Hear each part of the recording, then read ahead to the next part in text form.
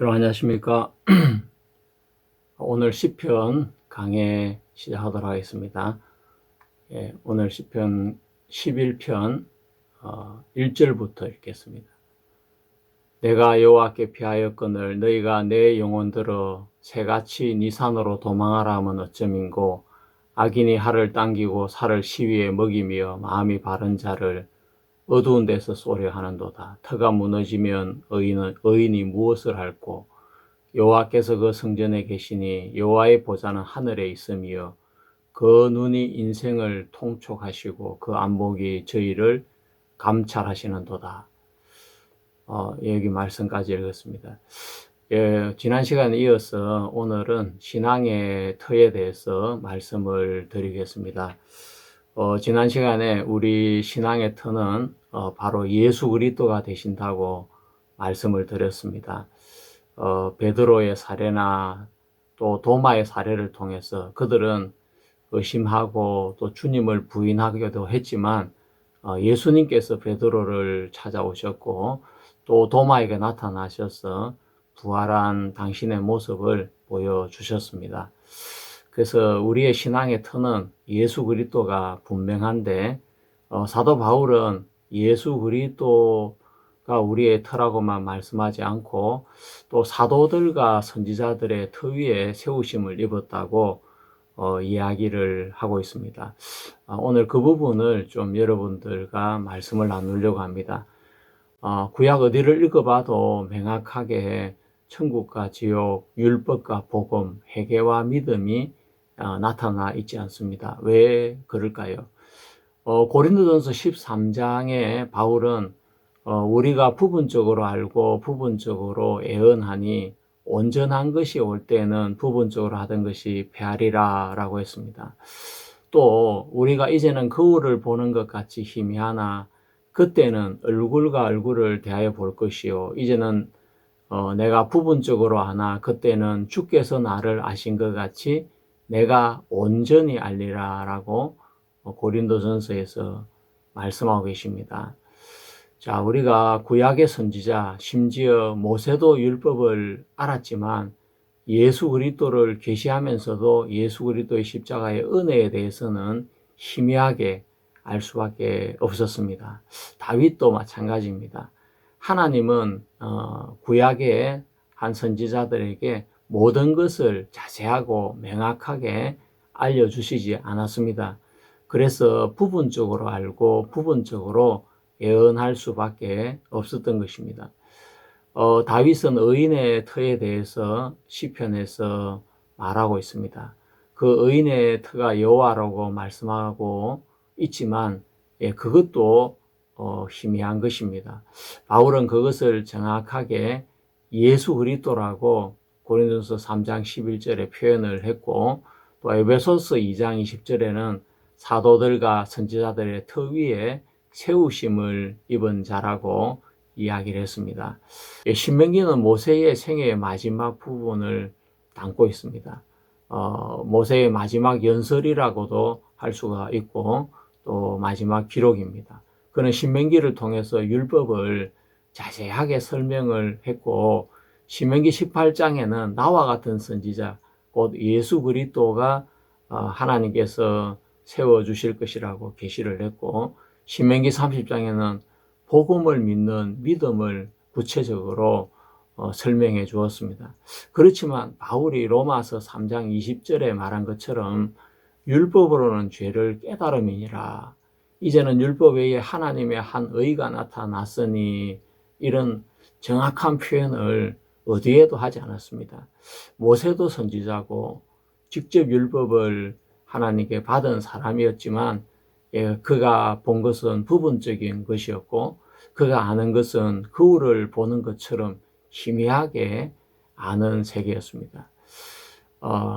그래서 우리가 로마서 3장 20절을 모세가 만약에 알았다면 그는 율법을 설명한 후에 안 지키면 저주를 받는다라고 끝내지 않고 예수 그리스도의 십자가를 분명하게 소개했을 것입니다. 아마 모세가 천국에서 이 로마서를 읽는다면 얼마나 놀라고 감탄스럽고 참 흥분이 되겠습니까? 아, 그랬구나. 아, 그래서 이 율법을 이스라엘 백성들이 지킬 수 없었구나 하고 모세도 감탄이 연발되어 나왔을 거라고 생각이 되어집니다. 다윗도 마찬가지입니다. 다윗의 시편에는 시편 2편에서는 예수 그리스도의 탄생을 노래했고 시편 22편에서는 예수님의 고난을 노래했고 또 시편 16편에서는 예수 그리스도의 부활을 노래하고 있습니다. 다윗은 하나님과 마음이 합한 선지자였고 그랬지만 그가 보는 세계 역시 거울을 보는 것처럼 희미했고 부분적이었기 때문에 그는 인생의 마지막 죽음 앞에서 아들 솔로몬에게 분명한 복음을 로마서 말씀이나 히브리서 말씀처럼 전해줄 수가 없었습니다. 그가 알고 있는 세계는 정말 거울을 보는 세계와 같았고 부분적으로 하는 세계와 같았던 것입니다. 우리가 알고 있는 이 복음은 예수 그리스도께서 오셔서 또 성령이 제자들에게 임한 후에 하나님께서 보여주신 아주 특별한 말씀인 것입니다. 바울은 에베소에서 예수 그리스도는 우리의 구원을 이루셨지만 하나님은 교회를 통해서 하나님의 각종 지혜를 나타내시고 복음의 비밀을 사도들과 선지자들을 통해 나타내셨다고 에베소서 3장에 말씀하셨습니다. 자, 우리가 그 부분을 주목해 봐야 합니다. 제가 읽어보겠습니다. 이제 그의 거룩한 사도들과 선지자들에게 성령으로 나타내신 것 같이 다른 세대에서는 사람들의 아들들에게 알게 하지 아니하셨으니 에베소 3장 5절 말씀입니다. 자, 여기에 이제라는 단어와 다른 세대에라는 단어가 대조를 이루고 있습니다.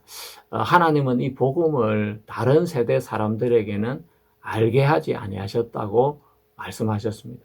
그것은 바로 주인공인 예수 그리스도께서 오셔서 직접 개봉하고 선포하셔야 되는 복음인 것입니다. 예수님이 오셔서 그 복음을 나타내셨는데 그때가 바로 이제인 것입니다. 그때는 예수 그리스도의 시대를 말하는 것이고 또 사도들의 시대를 말하는 것입니다. 자, 옛날에는 이 거울이 지금처럼 맑고 투명하고 깨끗하지 못했습니다. 청동 거울처럼 뭔가 모습이 보이지만 흐릿하게 희미하게 보이는 거울을 오랫동안 우리 조상들은 사용했습니다. 그것도 아주 귀한 정말 보물과 같은 재산이었습니다. 그렇지만 우리는 지금 너무 좋은 거울을 가지고 있습니다. 그래서 아브라함도 모세도 다윗도 이사야도 에레미야도 복음을 전하고 계시받았고 말했지만 우리처럼 정확하게 복음을 알고 말할 수는 없었습니다. 오직 부분적으로 말할 수밖에 없었습니다. 부활하신 예수 그리스도께서 자신에 대한 성경을 제자들에게 자세하게 설명해 줄 때야 비로소 제자들도 구약 성경에 예수 그리스도를 말씀하신 부분을 정확하게 알게 되었습니다. 그러니 다윗도 아들 솔로몬에게 이 귀한 복음을 얼마나 전해주고 싶었겠습니까? 십자가의 도를 우리처럼 정확하게 전해줄 수가 없었습니다. 그래서 온 마음으로 하나님을 믿고 경외해서 하나님께 직접 계시를 받게 되기를 원했던 것입니다. 복음의 핵심은 예수께서 우리의 주요 그리스도이시라는 것입니다. 그래서 오순절에 성령을 받은 베드로는 구약 성경과 시편을 인용하시면서 말씀했습니다. 너희가 십자가에 못 박은 이 예수를 하나님이 주와 그리스도가 되게 하셨느니라. 사도행전 2장 36절 말씀입니다. 자, 어떤 사람들은 자신의 교파만 옳다고 주장하는 사람들이 있습니다. 어떤 부분은 정말 옳을 수가 있지만 그렇지만 그것이 성경의 전부는 결코 아닙니다. 역시 부분적으로 옳은 것이고 부분적으로 계시를 받은 것입니다. 루터가 전한 복음은 믿음으로 의롭다 하심을 얻는 부분인데 그건 정확하게 성경과 맞습니다. 그렇지만 그것도 부분적인 것이고 칼뱅의 애정론도 에베소서를 근거로 성경에 정말 맞는 말씀이지만 그것도 부분적인 말씀입니다. 존 웨슬리의 성화도 옳은 말씀이지만 그것도 부분적인 것입니다. 그래서 우리 교단이 다 옳다고 어느 교단도 말할 수가 없습니다. 다 옳은 분은 오직 예수 그리스도 한 분뿐이십니다. 그래서 신앙의 뿌리는 교단이 되어야 되는 것이 아니라 예수 그리스도로 말미암아 속죄함을 받고 의롭게 되는 믿음이 있어야 됩니다.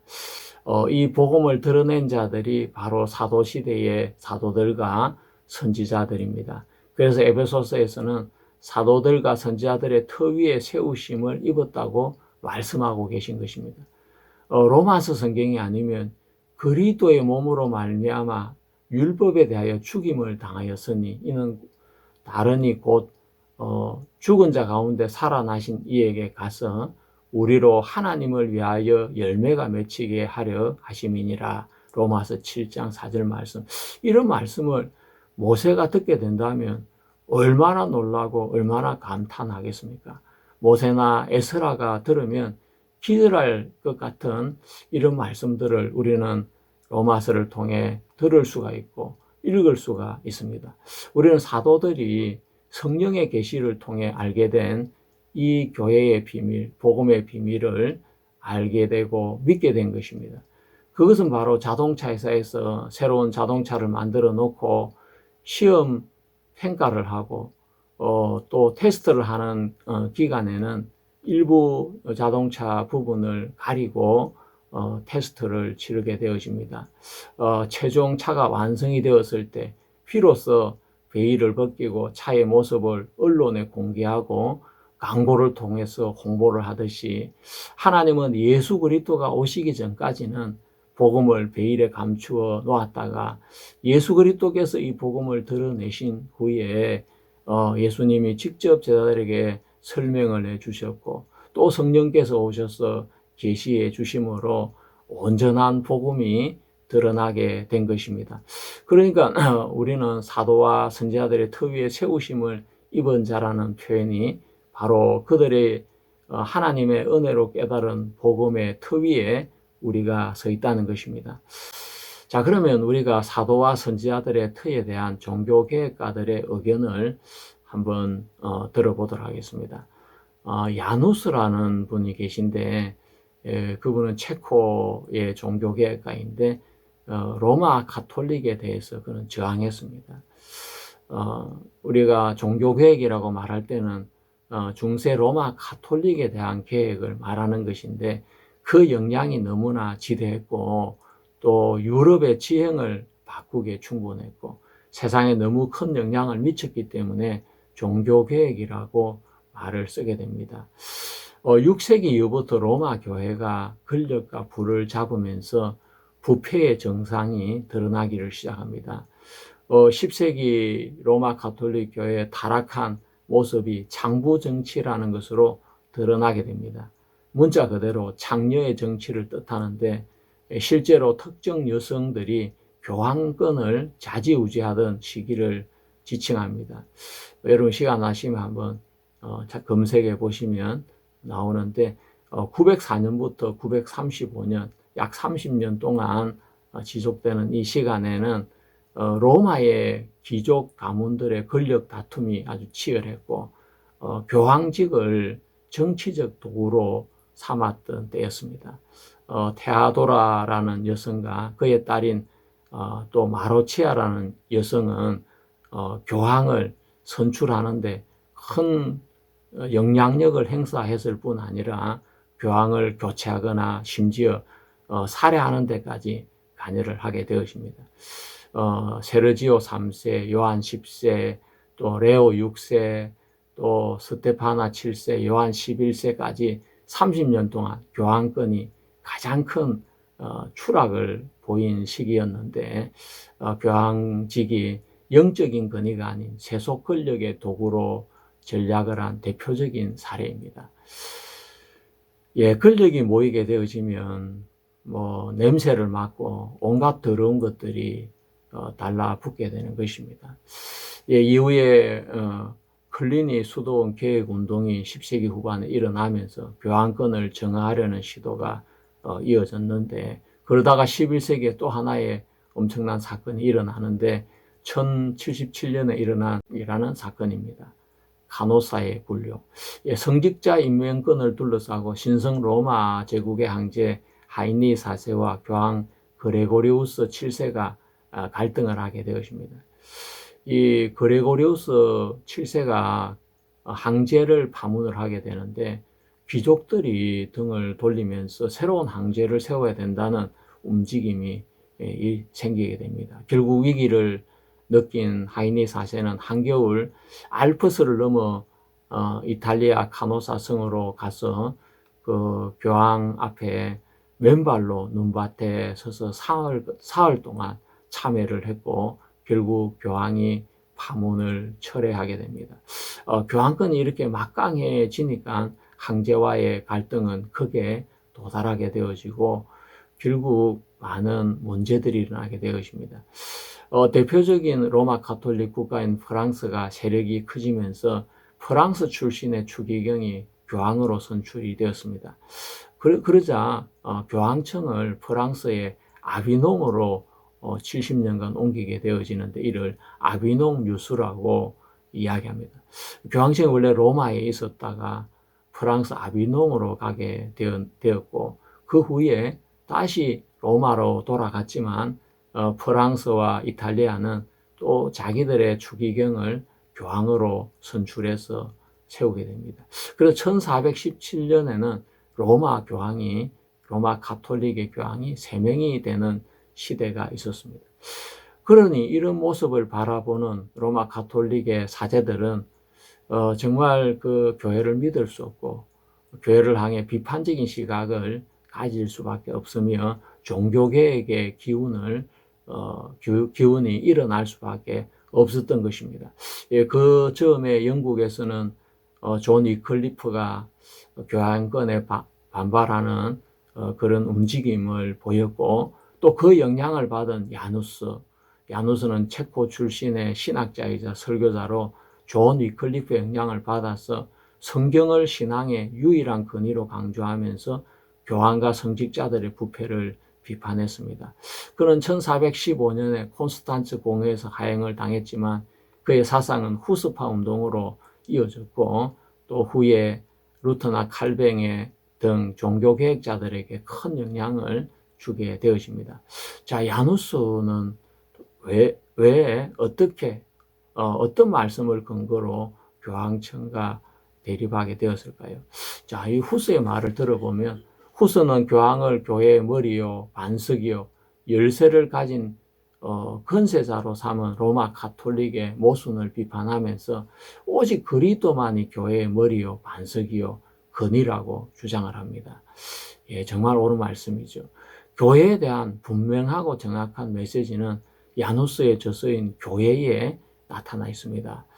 자, 그 글을 읽어보면 스스로 베드로와 사도들의 참되고 분명한 후계자라고 주장하는 교황과 추기경의 주장은 거짓이다. 또 이 세상에는 그들 외에는 베드로와 사도들의 후계자가 없다는 주장도 거짓이다. 교황이 아니라 그리스도만이 교회의 머리가 되신다.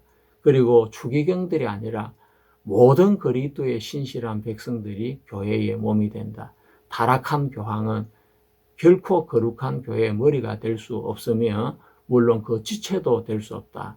그는 마귀와 그 무리의 머리일 뿐이다. 또 우리가 모든 일에 있어서 교황과 추기경들의 결정을 지켜야 된다는 것도 진리가 아니다. 우리는 그것들이 거룩한 신구약의 성경과 일치할 때만 지켜야 한다.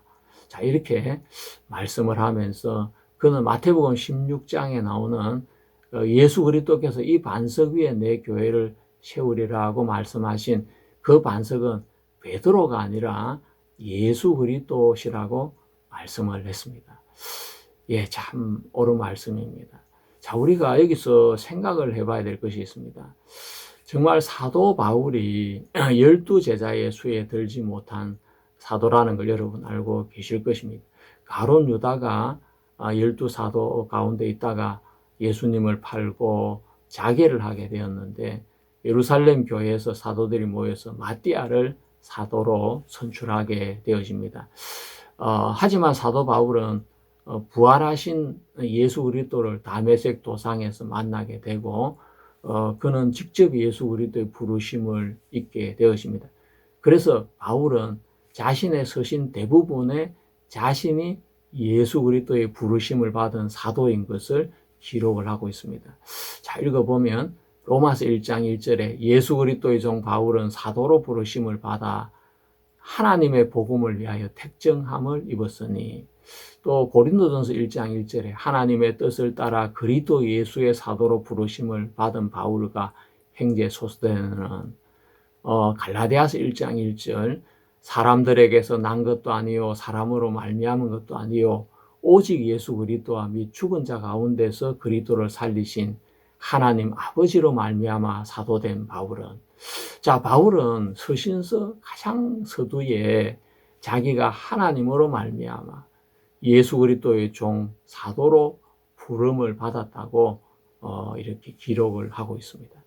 에베소서, 골로새서, 디모데전후서, 데살로니가전서, 디도서 이런 모든 서신에 그렇게 기록을 했고 빌립보서나 데살로니가후서, 빌레몬서에만 약간 다르게 표현을 하고 있습니다. 만약에 정말 교황청의 주장처럼 베드로가 천국의 열쇠를 가진 자고 모든 성도들의 신앙의 터라고 한다면 베드로는 그 사실이 얼마나 자랑스럽겠습니까? 그러면 그 사실을 알리기 위해서 베드로의 서신에 정말 중요한 부분에 기록을 했어야 될 텐데, 우리는 베드로 서신 어디에도 베드로가 자신이 천국 열쇠를 쥐고 있고 하나님이 자기 위에 교회를 세우셨다는 그런 이야기를 일철하고 있지 않습니다. 마태복음 16장의 기록을 보면 내가 이 반석 위에 내 교회를 세우리니 음부의 권세가 이기지 못하리라. 내가 천국 열쇠를 네게 주리니 네가 땅에서 무엇이든지 매면 하늘에서도 매일 것이요 네가 땅에서 무엇이든지 풀면 하늘에서도 풀리리라 말씀하셨는데, 베드로는 이 말씀이 자기 개인을 향한 말씀이 아니라는 것을 알았기 때문에 자신의 서신인 베드로 전후서 서신 어디에도 이 기록이 남겨져 있지 않습니다. 또한 베드로의 제자인 마가가 쓴 마가복음에도 그런 기록은 나타나 있지 않습니다. 우리가 이 부분을 주목해야 됩니다. 그러니까 로마 교황이 자신의 권위를 세우기 위해서 예수님의 이름을 팔고 베드로의 이름을 팔아서 예수님 베드로를 후계자로 세운 것처럼 말을 하고 그가 천국 열쇠를 받았고 또 그 후계자가 자기 자신이라고 자신을 세우는 그런 아주 거짓된 말을 꾸며낸 것입니다. 이것은 바로 아주 사악한 행동이고 하나님 앞에 심판을 받아야 될 행동인 것입니다. 자, 루터와 칼뱅은 이 부분에 생각이 좀 달랐습니다. 이 반석 위에 내 교회를 세우리라 하신 말씀에 대해서 이 반석 위에를 루터는 신앙 고백으로 보면서 그리스도 위에라고 해석을 했습니다. 칼뱅은 사도와 선지자들의 터 위로 이 부분을 해석을 하게 됩니다. 자, 우리가 에베소서에 나오는 말씀을 같이 한번 읽어보겠습니다. 곧 계시로 내게 비밀을 알게 하신 것을 내가 이미 대강 기록한과 같으니 이것을 읽으면 그리스도의 비밀을 내가 깨달은 것을 너희가 알 수 있으리라. 이제 그의 거룩한 사도들과 선지자들에게 성령으로 나타내신 것 같이 다른 세대에서는 사람들의 아들들에게 알게 하지 아니하셨으니 이는 이방인들이 복음으로 말미암아 그리스도 예수 안에서 함께 후사가 되고 함께 지체가 되고 함께 약속에 참여한 자가 됨이라. 이 복음을 위하여 그의 능력이 역사하시는 대로 내게 주신 하나님의 은혜의 선물을 따라 내가 일꾼이 되었노라. 자, 9절 영원부터 만물을 창조하신 하나님 속에 감추었던 비밀의 경륜이 어떠한 것을 드러내게 하려 하심이라. 이는 이제 교회로 말미암아 정사와 하늘에서 정사와 권세들에게 하나님의 각종 지혜를 알게 하려 하심이니 곧 영원부터 우리 주 예수 안에서 예정하신 뜻대로 하신 것이라. 에베소 3장 3절에서 11절까지 말씀입니다.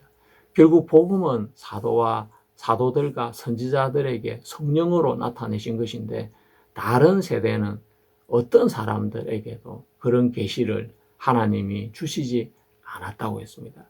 그러니 사도와 선지자는 사도 시대의 사도들과 선지자들을 말하는 것인데, 우리가 사도 시대에 선지자가 있었습니다. 그러니까 사도와 선지자들의 터 위에 세우심을 입었다라고 할 때 이 선지자는 구약시대 선지자가 아닌 것을 여러분이 알아야 됩니다. 물론 구약시대에도 선지자가 있었지만 신약시대, 사도시대에도 선지자가 있었습니다. 사도행전에 읽어보면 율법과 할례에 대한 논쟁이 있을 때 안디옥 교회에서 바울과 바나바를 예루살렘 교회로 보냈고, 예루살렘 교회에 여러 변론이 있은 후에 베드로가 그 말씀을 정리를 해 주었습니다. 우리도 지지 못하는 율법을 왜 이방인들에게, 믿는 형제들에게 지우려고 하느냐. 그러면서 그것이 이제 예루살렘 회의를 통해 공식적으로 사도들 모임에서 결정이 되어졌고, 그 내용을 유다와 실라가 같이 바울과 바나바와 함께 안디옥 교회에 가서 전하게 되었습니다. 자, 근데 사도행전 15장 22절에는 유다와 실라는 선지자라고 기록을 하고 있습니다. 예, 그러니까 사도들도 있었고, 선지자들도 있었고, 교사들도 있었고, 집사들도 있고, 성경에 여러 직분들이 나오고 있는 것입니다. 그러니까 우리가 사도들과 선지자들의 터 위에 세우심을 입었다라고 할 때, 사도들은 예수님이 세우신 12사도들을 이야기하는 것이고, 선지자들은 바로 초대교회의 그 선지자들을 이야기하는 것입니다. 그래서 우리의 신앙은 철저히 예수 그리스도와 사도들, 또 사도시대 그 선지자들에 의지해야 하는 것입니다. 바울은 성도들의 삶을 주관하려 하지 않았습니다. 문제가 아주 많았던 고린도 교회에 보낸 두 번째 서신을 읽어보면 다시 고린도에 가지 아니한 것은 너희를 아끼려 함이라. 우리가 너희 믿음을 주관하려는 것이 아니요 오직 너희 기쁨을 돕는 자가 되려 함이니 이는 너희가 믿음에 섰음이라.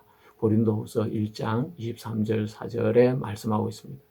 사도가 교회를 방문하거나 서신을 보내는 것은 교회에 상당한 문제가 있거나 말씀으로 인한 권면과 위로가 필요할 경우입니다. 바울은 고린도 교회에 최대한 방문하려고 하지 않았습니다. 그것은 그들을 아끼는 태도입니다. 사도가 교회를 방문하는 것은 지역 교회로서는 영광스럽고 복된 일이겠지만 사도 바울은 그 일을 피했다고 기록하고 있습니다. 자신이 성도들의 신앙을 주관하는 자가 되고 싶지 않았기 때문입니다. 복음과 삶의 터는 예수 그리스도, 사도들의 말씀 위에 서 있어야 됩니다. 그래서 우리는 야누스의 말이 더 크게 마음에 와닿게 되는 것입니다. 혹시 이 말씀을 듣는 여러분의 목사님이 성경의 가르침과 다른 말을 한다면 여러분은 어떻게 하겠습니까? 야누스는 어떻게 로마 가톨릭의 최고 권력층인 로마 교황청과 싸울 수 있었을까요? 그가 믿었던 말씀은 바로 갈라디아서 1장 10절 말씀입니다. 내가 사람들에게 좋게 하라, 하나님께 좋게 하라. 사람들에게 기쁨을 구하랴. 내가 지금까지 사람의 기쁨을 구하는 것이었다면 그리스도의 종이 아니니라. 로마서 13장 1절에는 각 사람은 위에 있는 권세들에게 굴복하라. 권세는 하나님께 나지 않음이 없나니 모든 권세는 다 하나님의 정하신 바라라고 이야기했습니다. 자, 이 두 말씀이 다 바울이 쓴 서신의 내용인데 정말 야누스는 정말 교회의 그 권력 앞에 정말 그는 하나님의 말씀과 떠나 있는 교회는 그건 교회가 아니다. 하나님의 말씀과 다른 말을 하는 종은 종이 아니다. 그런 마음을 가지고 갈라디아서 1장 10절의 말씀으로 로마 가톨릭의 그 교황청과 대항하여 싸웠던 것입니다. 그는 비록 순교를 당했지만 그의 정신은 종교개혁의 불씨가 되었습니다. 사실 목회자나 비숍이나 총회장이나 교황은 권력의 자리가 아닙니다. 목회자는 천국의 열쇠를 가진 자가 아니고 하나님의 대리자도 결코 아닙니다. 중세교회의 역사를 볼 때 교회의 권력과 부가 몰릴 때 교회는 목회자는 금방 타락을 하게 되어집니다. 목회자가 인품이 좋고 훌륭하게 하나님 말씀을 쉽게 아주 정말 조리정연하게 풀어 전한다 해도 그 삶이 예수 그리스도의 가르침을 따르지 않는다면 그는 순종의 대상이 아니라 배척의 대상입니다. 목회자는 예수 그리스도의 삶과 교훈을 따르지 않는데 성도들이 그를 순종하는 것은 교회를 타락시키는 것입니다.